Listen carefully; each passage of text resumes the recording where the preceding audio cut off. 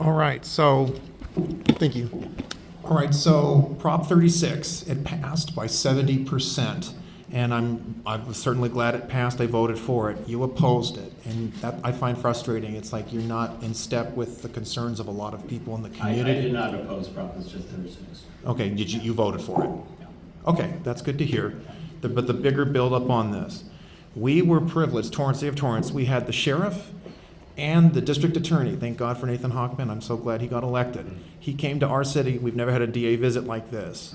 And he gave an extensive presentation about Prop 36. They're very glad to have it. It's given them more resources. The new police chief in Torrance spoke about this. But their biggest concern is that they are not getting enough funding from the state.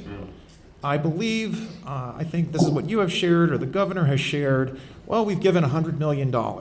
They need $400 million. This is the sheriff and the district attorney so that they can adequately and effectively implement Prop 36. We're still having burglary issues. We're still having these high crime issues.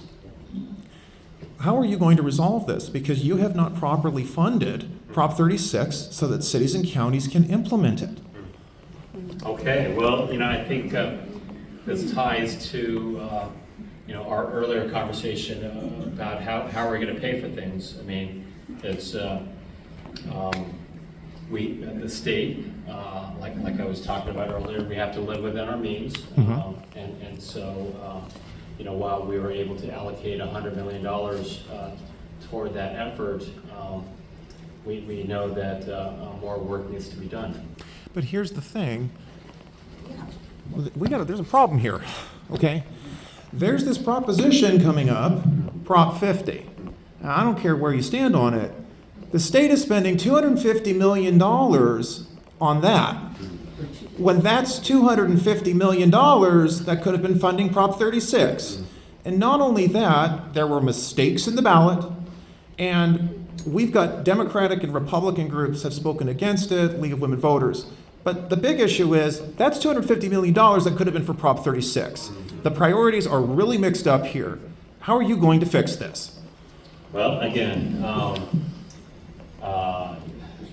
that is part of the overall challenge for the state of California to try to live within our means. In terms of Proposition 50, I because this is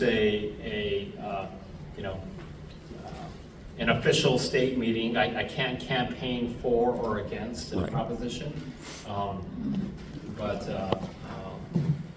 But you voted for it, did you not? I voted to put it on the ballot. So that's $250 million you diverted to something else. Because I believe that Californians should have a say in terms of whether or not we should be redistricting our I don't know about you, but I think I'd rather have a say. I'd rather have a say in a safer community than worrying about, with all due respect, I mean, this is, so California wants to redistrict some districts to try to balance out Texas. But now Indiana, Florida, and the rest are jumping in. This war is bigger.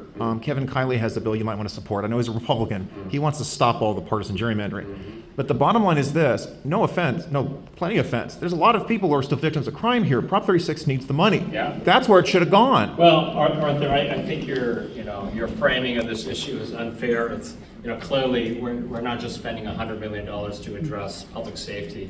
I mean, I'm just, the county needs $400 million. That could have helped. There are millions of dollars in addition that we spend on public safety, but at all levels, federal, state, and local. So then why are we spending